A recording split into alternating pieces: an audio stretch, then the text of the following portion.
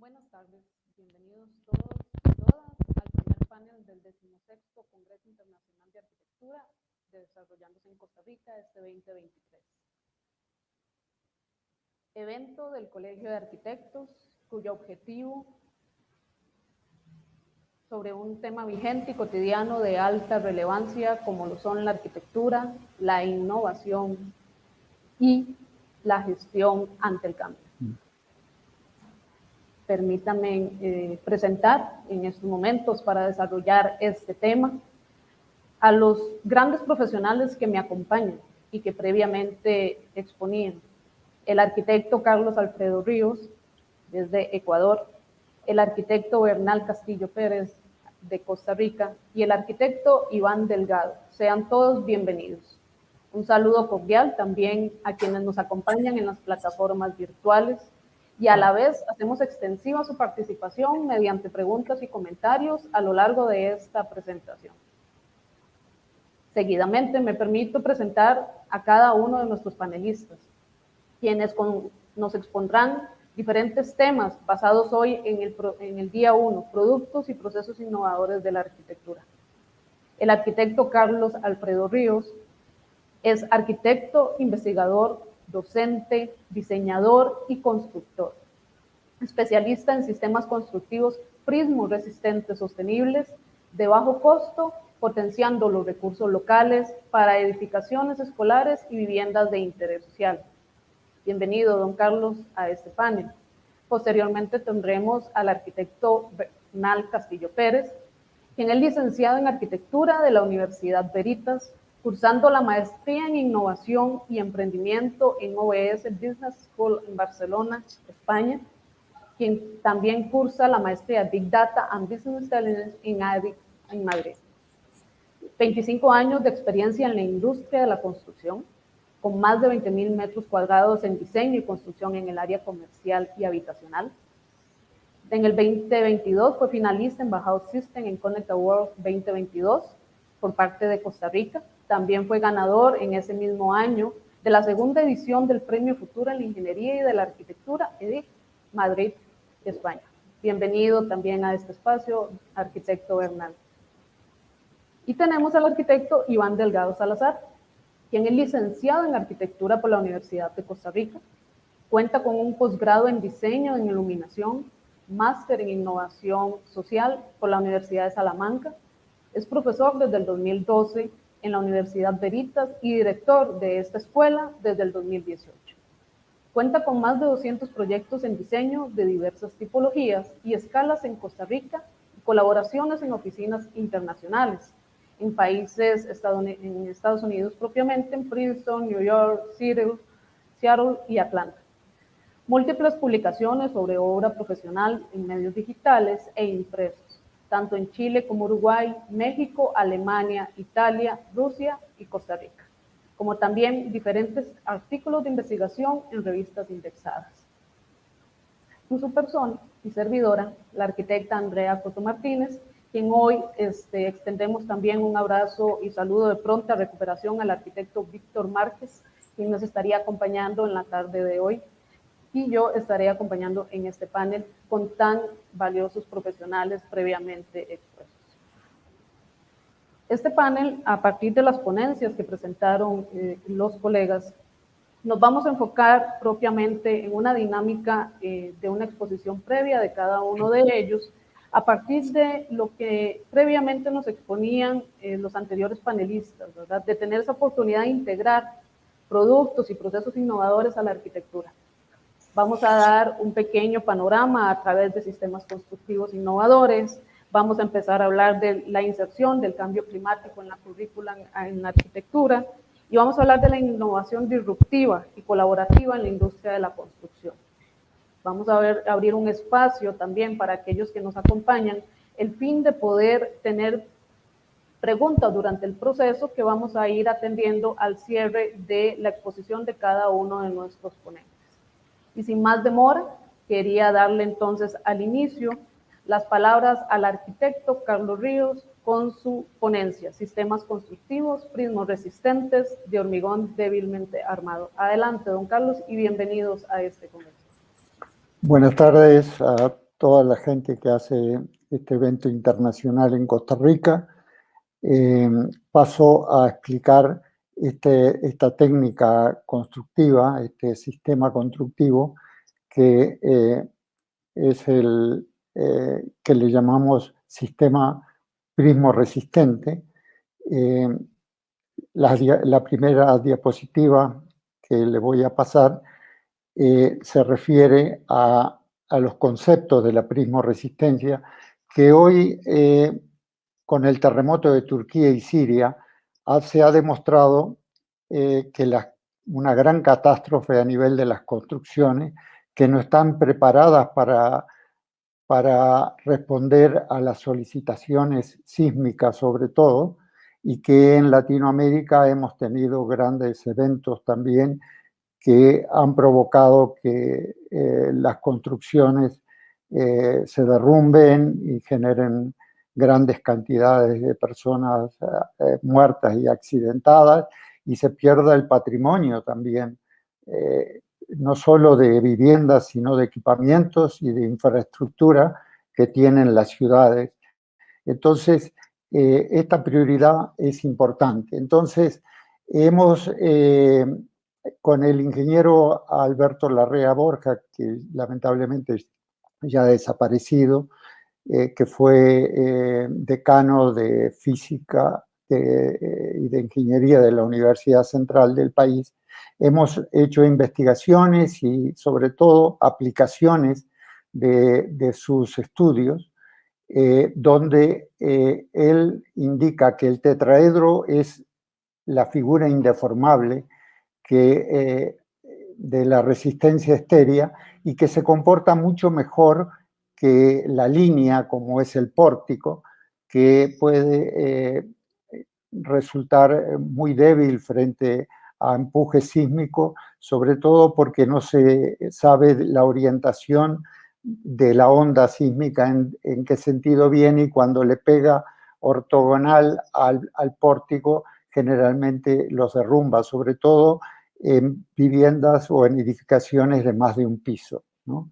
Entonces, para explicar qué es una estructura de resistencia prismo-resistente, es una estructura de resistencia uniforme que se basa en una distribución de fuerzas uniforme con articulación total.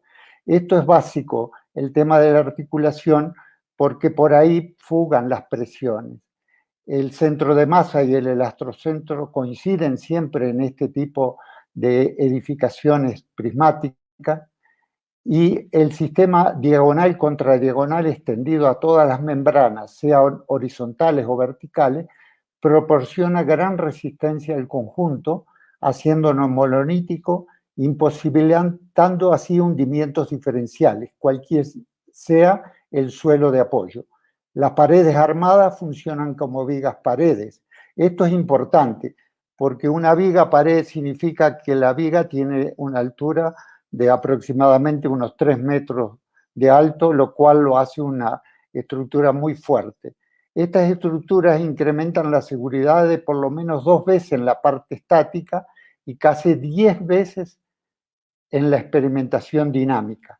La idea de una estructura de resistencia uniforme se funda en una distribución igualmente uniforme de esfuerzos, en la que hay elementos soportantes y soportados, elementos estructura y elementos carga. En la estructura uniforme, cada elemento se sostiene a sí mismo y ayuda a soportar el conjunto. Aquí, en estas imágenes, podemos ver en la primera aquí que este tipo de estructuras son de bajo costo. Eso es importante tener en cuenta, y que se pueden aplicar especialmente para resolver los problemas de los sectores populares de menores y medianos recursos, ¿no? Este usa hierro generalmente de 8 milímetros de sección. Se pueden prefabricar las mallas, que generalmente tienen un solo hierro de marco y tiene hierros diagonales, como se puede ver aquí en la imagen esta, que es muy etéreo la cantidad de hierro que se utiliza, es por eso que le llamamos débilmente armada, y tiene un solo hierro en los límites de la estructura, ¿no? Pero a su vez permiten aberturas estas vigas paredes, que generalmente las ubicamos en los tercios medios de las luces. Aquí, en esta otra, que es una escuela de segundo piso, de 2 pisos, podemos ver el concepto de estas estructuras. En el caso del hormigón débilmente armado, del cual hablamos del título, porque nosotros las hemos aplicado con varios materiales, madera, pero yo en la ponencia es solo de estructuras, vamos a hablar de hormigón, que son las que se aplican generalmente en ciudades, ¿no? Porque en las ciudades hay mayor densidad y podemos hacer edificaciones de hasta 8 pisos con solo paredes de 10 centímetros de espesor, y permiten grandes voladizos y sobre todo permiten apoyar no solo de abajo, sino también colgar las losas de las vigas paredes, que en el segundo piso está desplazada y volada hacia adelante, ¿no? Entonces, ahí vemos este concepto de la viga pared, cómo es que funciona con tan pocos materiales y soporta sismos de 10ª magnitud de la escala Mercalli modificada, ¿no? Y acá una vista interior, por donde al desplazar la estructura, por donde descargan hacia la parte inferior con una especie de pseudo columnas, y estas son las aberturas que se permite en este tipo de edificaciones y permiten voladizos de hasta, bueno, luces de hasta 20 metros libres y voladizos significativos. A continuación vemos el concepto referido al hormigón débilmente armado, ¿no? Entonces, esta técnica constructiva prismo resistente posibilita la aplicación del hormigón, bueno, resiste, como decía, todos estos empujes, sobre todo en el tema de sismo, a un menor costo, minimiza el consumo de cemento y acero, lo cual es fundamental en el tema de hoy día, que es el no afectar al medio ambiente con consumo para la producción de acero y cemento. Generalmente se necesita mucha energía, y al utilizar mucho menos de estos materiales que son significativos en el hormigón armado, estamos disminuyendo también el tema de la agresión al medio ambiente. Definimos el hormigón débilmente armado como el que tiene un área de acero menor a 9 milésimas del área de hormigón correspondiente. Para el análisis estructural planteamos como celosía estérea fundamental láminas regulares de prismas de n pisos como punto de partida. Se pueden construir hasta 8 pisos con paredes de 10 centímetros de espesor, pudiéndose construir edificios más altos, pero las paredes más cerca del suelo tendrían que tener una sección mayor, o sea, 15 o 20 centímetros, pudiendo llegar a 20 metros 20 pisos de altura en las edificaciones. Todas las armaduras tienen la misma sección de acero, cualquiera sea la relación largo-ancho del rectángulo base, que por esa causa funciona elásticamente como una placa cuadrada, lo cual es muy importante en la economía de la armadura. Esta disposición de la armadura permite obtener menores magnitudes de oscilación, lo cual es fundamental en el tema de sismo, ¿no? Aquí podemos observar, esta es una vivienda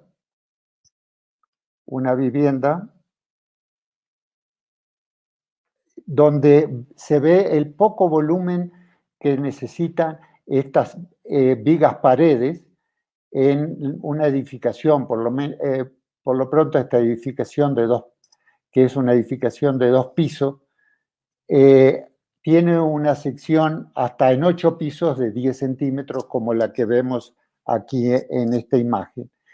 En el entrepiso se puede observar la estructura de la losa de entrepiso, que utiliza muy poco acero, porque en el segundo piso, aquí en esta parte,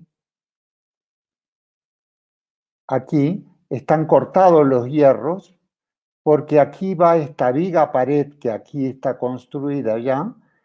Aquí en este segundo piso está la viga pared y esa viga pared cuelga la losa. Entonces la luz estructural de la losa baja en este caso, una vivienda de 5 metros baja a 3, pero en la que le presenté anteriormente de una construcción de aulas de 6 metros, como corrimos el segundo piso a la mitad, quiere decir que la luz estructural de los entrepisos son de 3 metros de ancho. En este caso es aproximadamente 3 metros también, pero es una vivienda de 5 metros.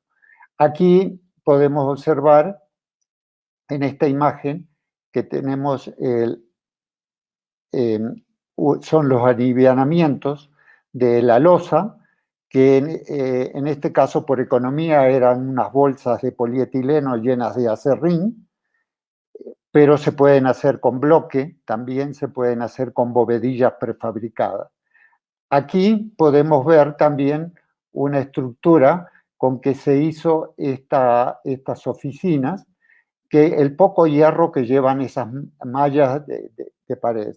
La siguiente, en la prismoresistencia del hormigón débilmente armado, una novedad especial es la viga pared, esta que les mencionaba, en la cual podemos colgar las losas. Hay 2 aspectos importantes también, que es el tema de, bueno, el cimiento, que es un cimiento superficial, que es una especie de T invertida, que lleva básicamente 2 hierros con un zigzag, y son todos atados, no son electrosoldados, porque permiten ligeros movimientos que le permiten ser articulados. Hay 2 aspectos también, que es los mojantes apropiados y los cofres, herramientas, los encofrados, ¿no? Entonces son una técnica muy simple, se utilizan encofrados muy simples. Nosotros los hicimos de madera, bueno, hay de aluminios también, pero nosotros lo hicimos de madera. Y los hormigones son de 3 tipos que denominaremos 3 para contrapiso, 4 para paredes, 5 entre piso y losa, que se definen por el número de quintales de cemento, o sea, la bolsa de 50 kilos, ¿no? Por cada metro cúbico, ¿no?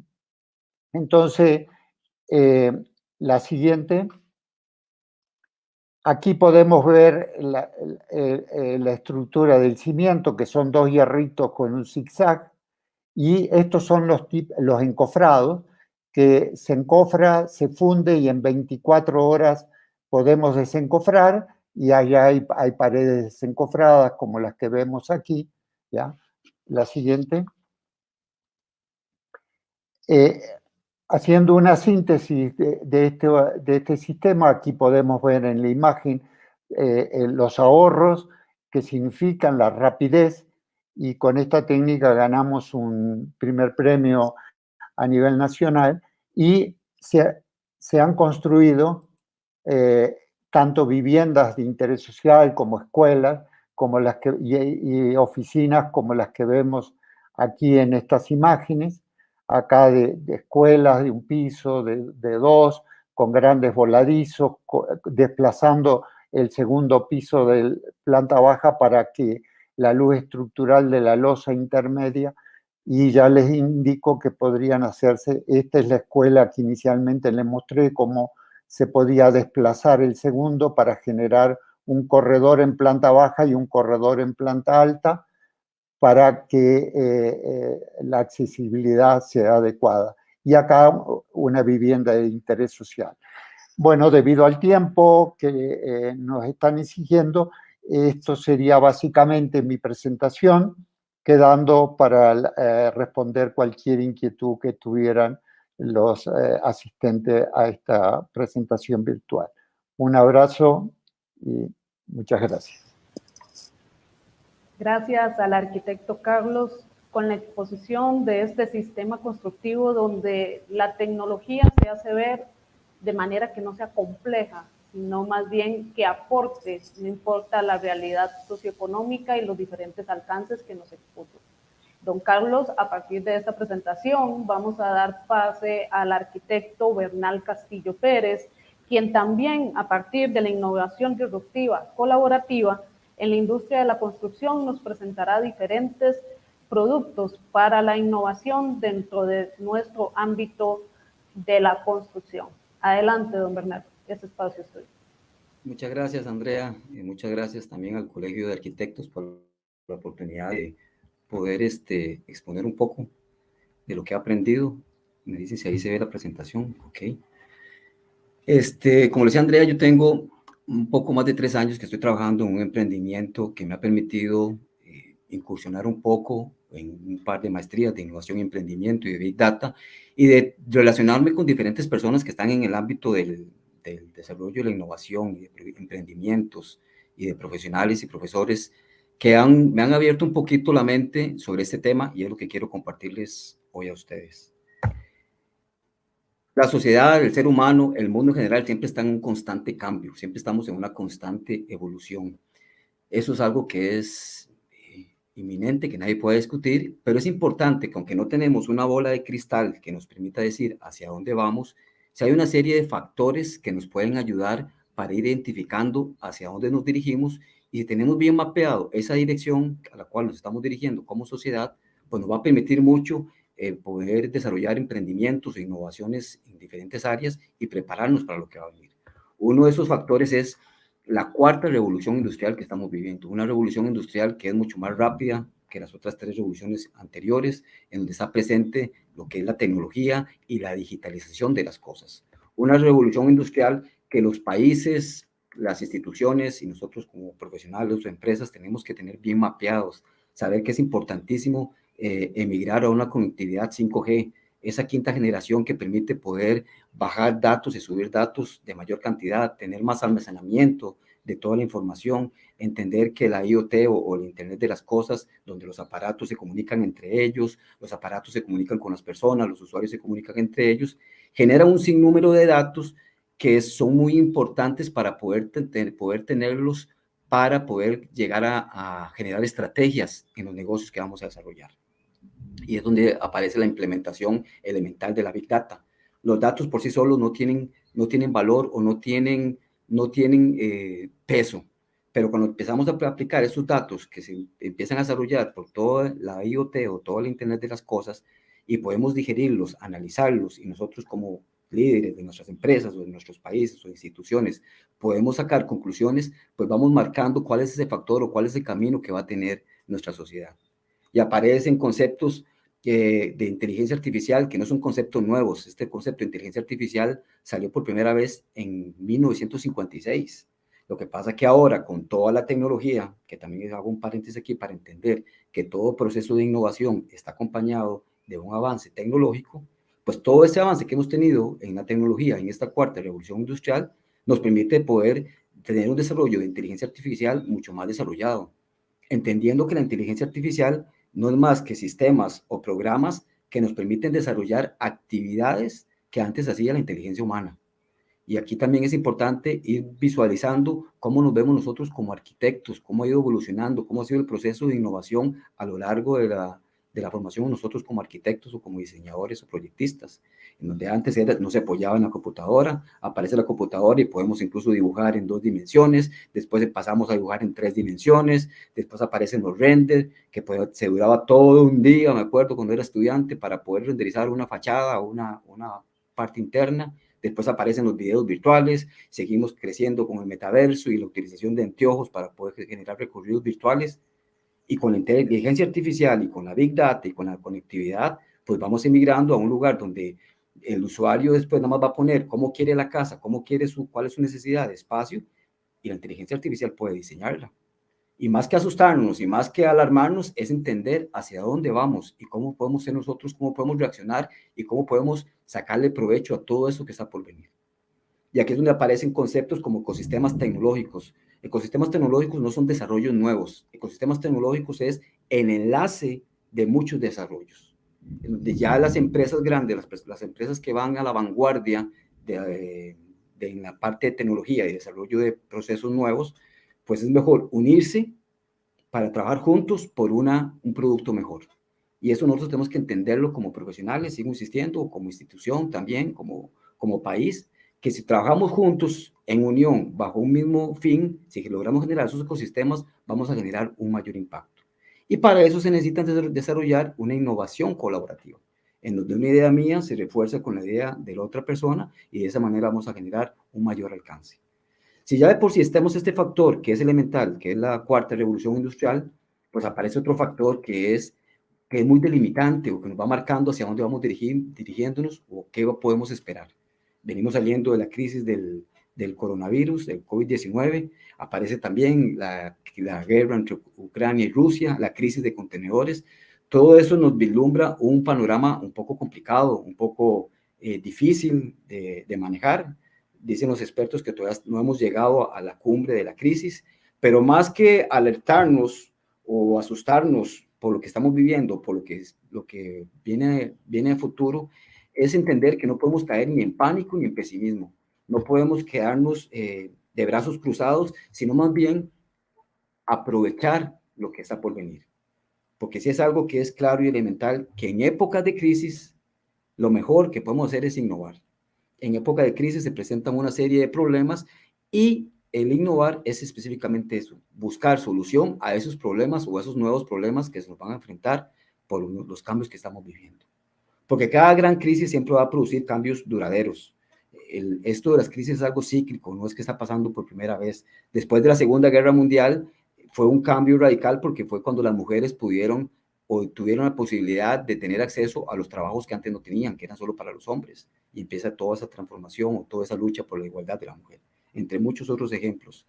¿Qué tenemos que hacer? Pues tenemos que adaptarnos a una nueva normalidad.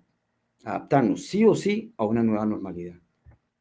¿Cómo es adaptarnos? ¿Cuál es el paso para adaptarnos a esa nueva normalidad?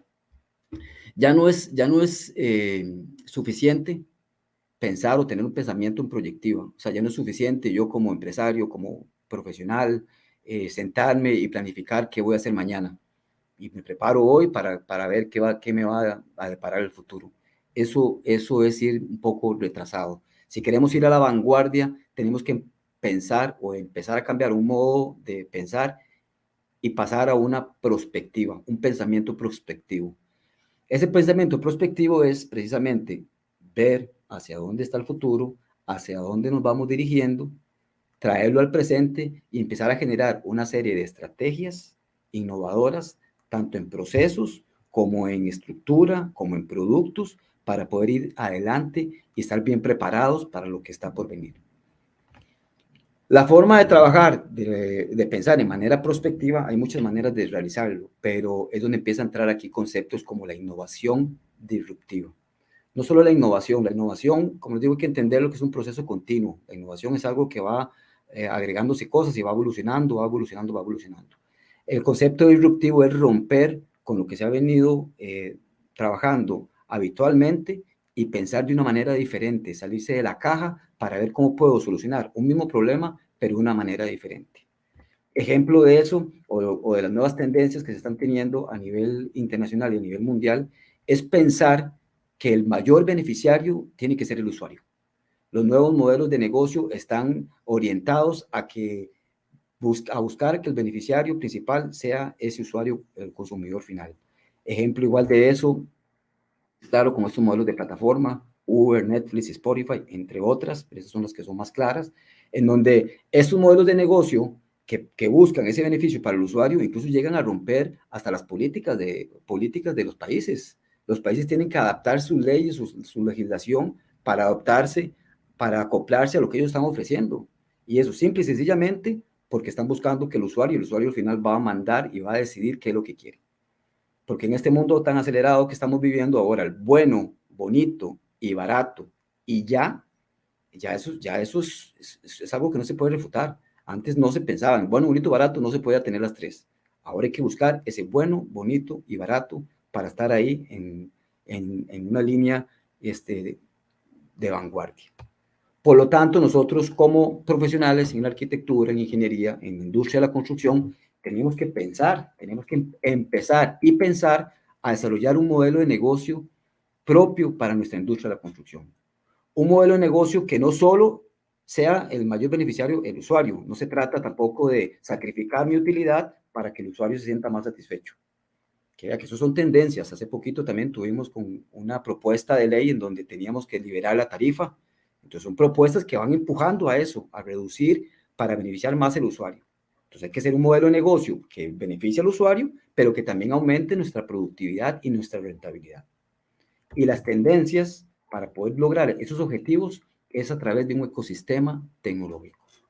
Un ecosistema tecnológico específicamente para la industria de la construcción, para nuestra industria, en donde convergen las empresas, en donde convergen los profesionales, los clientes, los estudiantes, los profesores, las instituciones públicas y privadas, los proveedores de materiales y servicios, y que en ese ecosistema todas estas personas o estos actores principales pues también tengan sus beneficios para que quieran estar en ese ecosistema, que tengan acceso a herramientas tecnológicas, que tengan acceso a oportunidades de negocio, que tengan acceso a una capacitación continua para seguir aprendiendo y creciendo en sus profesiones, en las actividades que están desarrollando, desarrollar bolsas de empleo, noticias referentes a la construcción, entre muchas otras cosas. Pero es eminente e importante desarrollar estos ecosistemas tecnológicos en nuestra industria. Y para que un ecosistema funcione y evolucione, pues es importante y es vital generar un plan de acción. Un plan de acción que tiene que promover el equilibrio. Un ecosistema desbalanceado no se va a sostener en el tiempo. En cambio, si tenemos un ecosistema en donde convergen el sector público, sector privado, sector institucional, los emprendedores, profesionales, el sector financiero para poder desarrollar todo lo que se necesita para este ecosistema innovador, va a mantenerse en el tiempo. Va a ser sostenible y va a poder llegar e impactar a más personas y lograr los objetivos finales que, como les digo, es ayudar o ver más beneficiado al usuario sin sacrificar nuestras utilidades y nuestra rentabilidad en los proyectos en los que nos desempeñamos. Hoy más que nunca no es el más grande ni el más fuerte el que va a sobrevivir a todos estos cambios, sino el que es más rápido, el que es más ágil, el que trabaja de manera colaborativa, el que desarrolla una innovación apoyado en la tecnología, el que va a lograr romper esa barrera y salir adelante de todo lo que nos espera. Eso es lo que quería compartirles. Quiero terminar con esta frase. Es un proverbio africano que dice que si quieres ir rápido, ve solo, pero si quieres llegar lejos, ve acompañado. Y eso aplica para todas las áreas de nuestra vida. Yo aquí le sumo que si hacemos las cosas con amor, con compromiso y poniendo a Dios al frente, no hay nada que no podamos lograr. Muchas gracias, amigos. Muchísimas gracias al arquitecto Bernal Castillo, quien nos expuso a través de este ecosistema de donde la innovación y los actores buscan un beneficio a través del trabajo colaborativo. Y damos en ese momento espacio al arquitecto Iván Delgado, quien a partir de la inserción del cambio climático en la currícula de la arquitectura nos trae este tema a fin de poder desarrollarlo a continuación. Don Iván, adelante, este tiempo es suyo. Muchas gracias, buenas tardes. Voy a compartir pantalla por acá.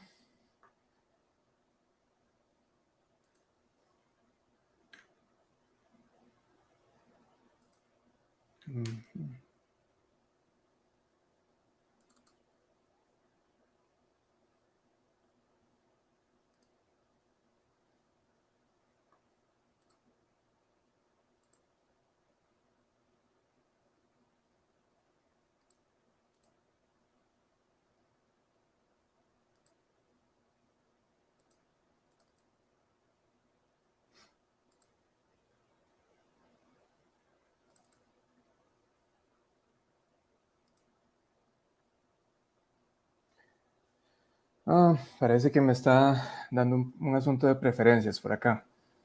No sé si me pueden ayudar por ahí.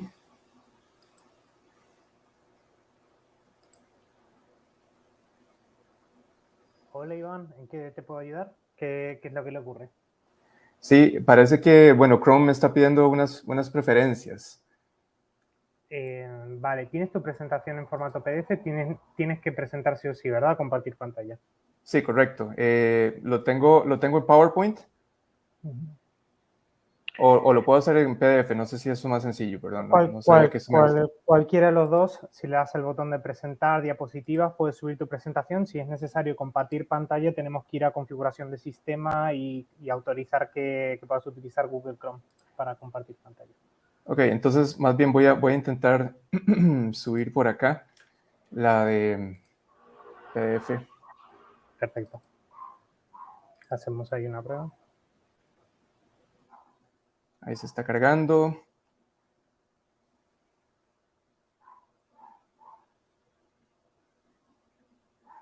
Y perdón por el inconveniente, es que normalmente no uso Chrome. Por ahí está, yo creo que ya disponible. De acuerdo. Muy bien. Bueno, buenas tardes. Yo quiero enseñarles, me pareció pertinente poder relacionar la innovación, en este caso desde la formación en arquitectura, con el cambio y relacionado con el cambio climático como probablemente el cambio más grande que estamos viviendo como humanidad y ante lo cual pues se nos están acabando las respuestas.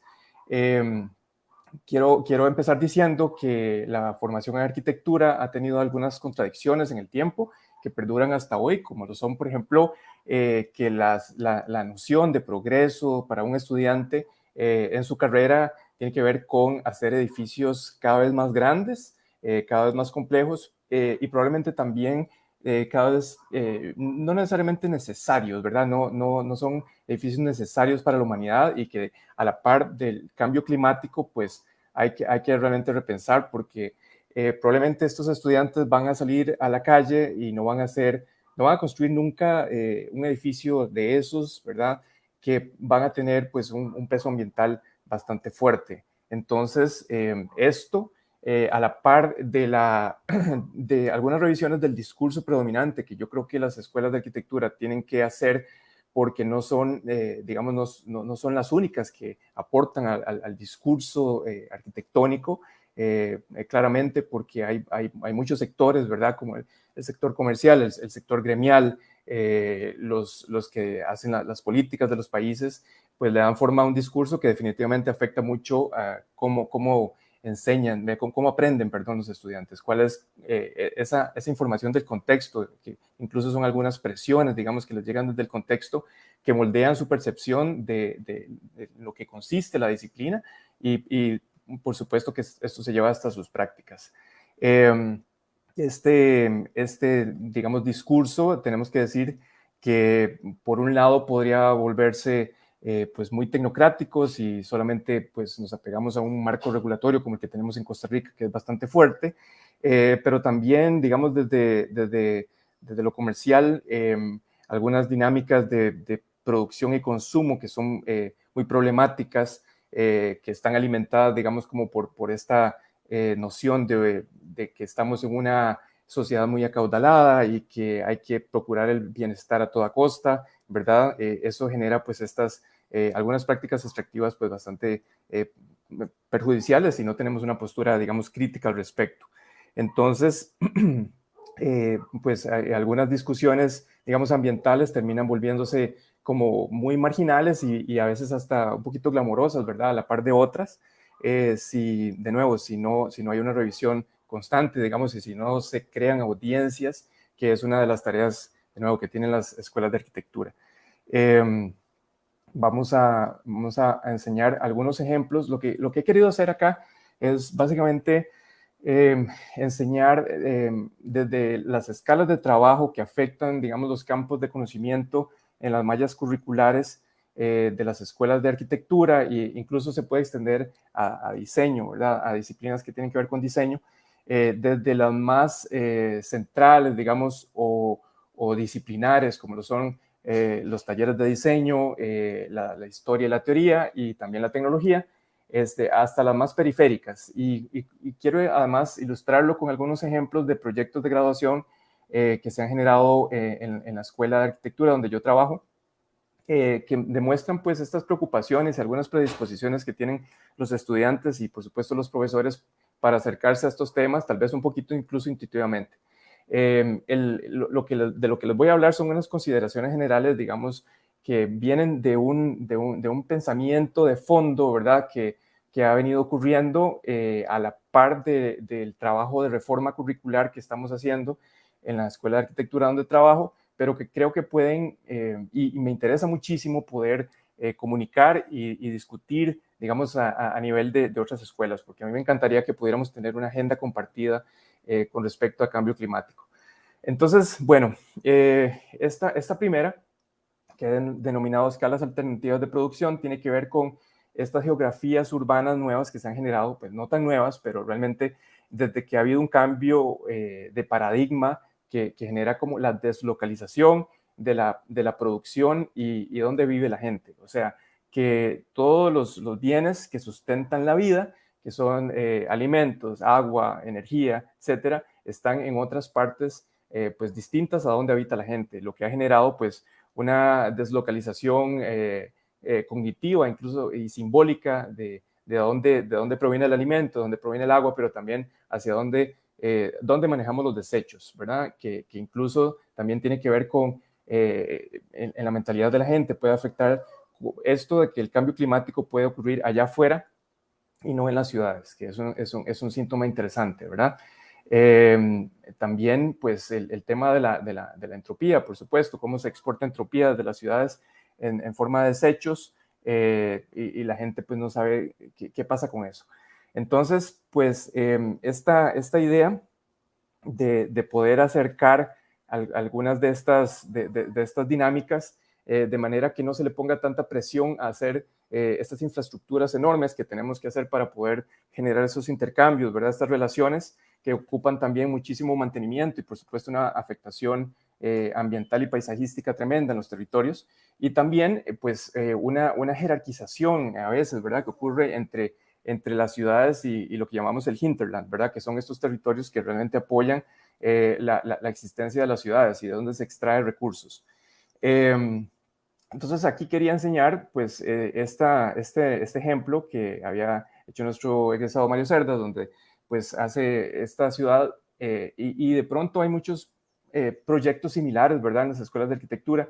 Aquí lo particular es que realmente estaba justificado incluso desde un modelo de negocios, ¿verdad?, y absolutamente calculado todos los temas, los factores ambientales para poder producir alimentos en vertical, para poder tratar agua, para poder tratar desechos, incluso cómo se generaban algunos ciclos cerrados de cómo se podía comercializar, digamos, a escalas pequeñas, en lugares donde se vendían los alimentos ya, digamos, con valor añadido, etcétera. Y pues esto le permitió a Mario presentarlo en algunos congresos internacionales y él sigue pues trabajando en esta idea con mucho convencimiento. Quiero enseñarles esta otra idea también que tiene que ver con pues entender un legado que tenemos nosotros desde los estatutos de la arquitectura moderna, ¿verdad?, donde desde la Carta de Atenas, etcétera, pues ha tenido impacto sobre hasta hoy, ¿verdad?, sobre el uso, cómo manejamos el uso del suelo, los planes reguladores, pero también muy importantemente sobre la pedagogía en arquitectura, que realmente seguimos enseñando a hacer arquitectura moderna, porque no ha habido nada sistémico realmente que lo reemplace. Si bien pues ha habido cosas buenas y malas, en general me interesa hablar como de este legado también, ¿verdad?, algunas cuestiones complicadas como un desarrollo desigual e insostenible, ¿verdad?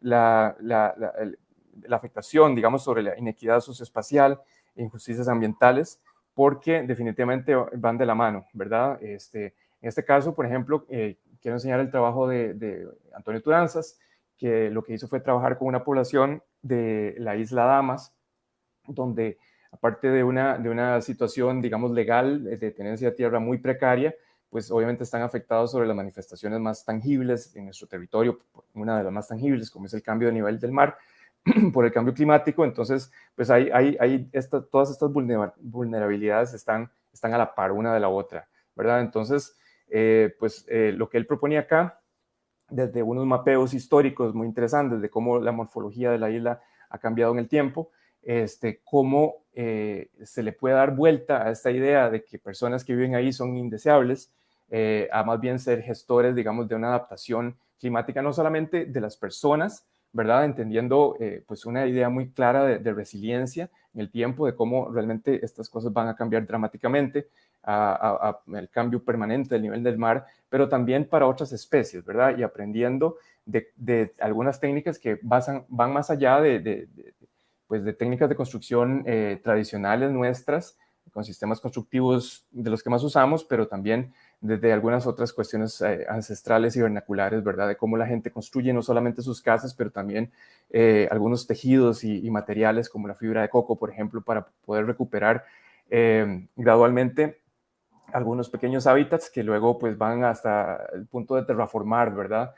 Sin ser nada agresivo ni nada como realmente de resistencia fuerte ante casi que lo inevitable, ¿verdad? Pero sí entendiendo cómo se puede convivir, digamos, con estos cambios y cómo la infraestructura verde puede tomar el lugar de otras pues más duras.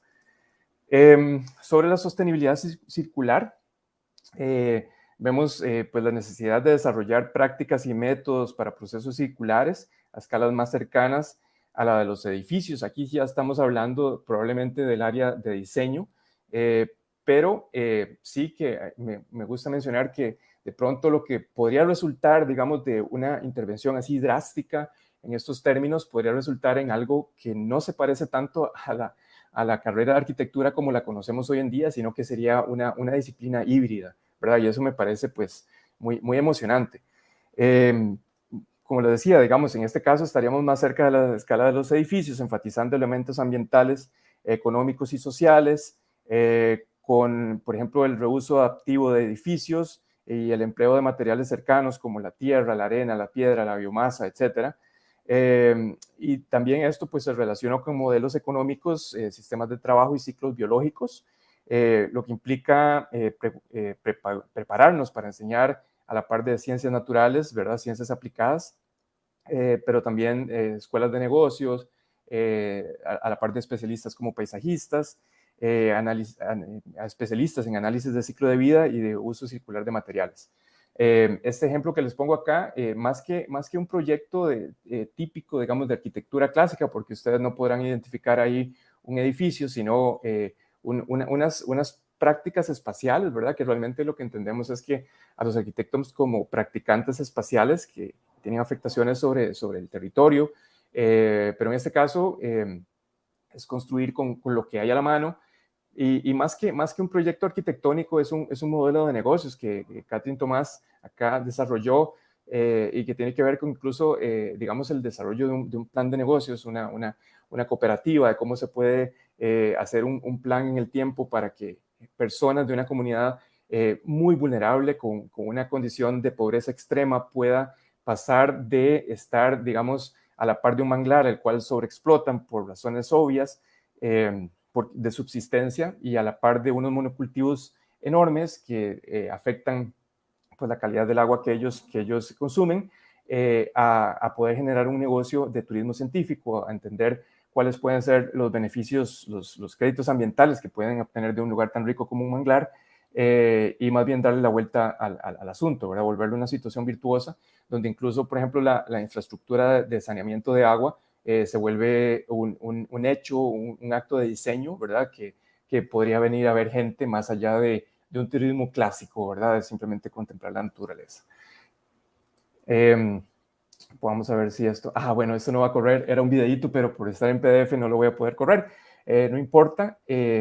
Aquí también, pues, estamos hablando de la escala de los edificios, ¿verdad? De aplicaciones puramente arquitectónicas. Y hablando en términos de morfología, pues la forma históricamente ha sido, o sea, la historia de la arquitectura se puede ver como la aplicación de la forma, ¿verdad? En eso consiste, en términos muy generales, lo que hacemos los arquitectos. solamente que hemos estado más relacionados con algunas cuestiones más estáticas de la generación de forma, como cuestiones puramente estilísticas, ¿verdad? A través del tiempo. En este caso, pues lo que nos interesa es entender, digamos, que la forma responda a fuerzas dinámicas como consideraciones ambientales, de energía, relaciones ecológicas, cómo enseñarle a los estudiantes herramientas robustas para evaluar contenido, visualizar datos, mapear y generar forma, que todo eso esté íntimamente ligado al desempeño y que esto pues permitiría algunos retos bien interesantes como la integración con otras tradiciones constructivas. El ejemplo que tengo acá es de Alejandro Espinosa, y lo que él hizo fue, bueno, ponernos a pensar en realmente otras definiciones de arquitectura como en términos más de dispositivos, ¿verdad? Lo que él estaba haciendo era en un negocio de café de más de 100 años, enseñar cómo podrían la arquitectura volverse estos aceleradores de crecimiento, lugares sumamente automatizados, por ejemplo, por supuesto, entendiendo la robotización de muchos procesos, pues a la par de eso un museo también, pero realmente acá la pregunta era si la arquitectura, si sigue llamándose arquitectura, puede digamos, acelerar procesos y de paso, pues, generar espacio para los humanos, ¿verdad? Y no al contrario, partir de una espacialidad únicamente en función de la habitabilidad humana. Para ir terminando, el campo de las historias y las teorías, de pronto cuando yo les preguntaba qué materias uno debería estarse preguntando, que deberían seguirse enseñando, son preguntas incómodas, por ejemplo, alguien podría decir que deberíamos estar enseñando historia de la arquitectura si lo que hacemos es básicamente dar un conocimiento casi que historiográfico que muchas veces se almacena en una gaveta mental, ¿verdad? Y se saca cada vez que uno quiere pues tener una conversación interesante, pero cuando hay cuestiones apremiantes, uno podría estar pensando, deberíamos movernos hacia otras cosas. Y a veces los muchachos mismos nos lo dicen. Pero acá entendemos que la crítica, el papel del área de la crítica y la teoría es aquel donde se genera, pues, justamente una actitud crítica, digamos, hacia la misma disciplina incluso, y es donde se genera pensamiento. Entonces, es indispensable y por supuesto que se puede cruzar, digamos, con formas de aceptar, digamos, el pensamiento de otras disciplinas como el arte, la filosofía, a la par de las ciencias naturales, por supuesto, pero también hay algunos recuentos históricos bien interesantes, como Kenneth Frampton, por ejemplo, donde lo que él hace, digamos, con esta teoría de la tectónica en arquitectura, que es un recuento de cómo la historia del entorno construido se puede entender como los procesos de extracción, ensamblaje, vida útil y demolición de los edificios. Entonces, realmente estos recuentos, que son muy científicos porque están basados en datos, pueden ligarse íntimamente con lo más disciplinar de la carrera.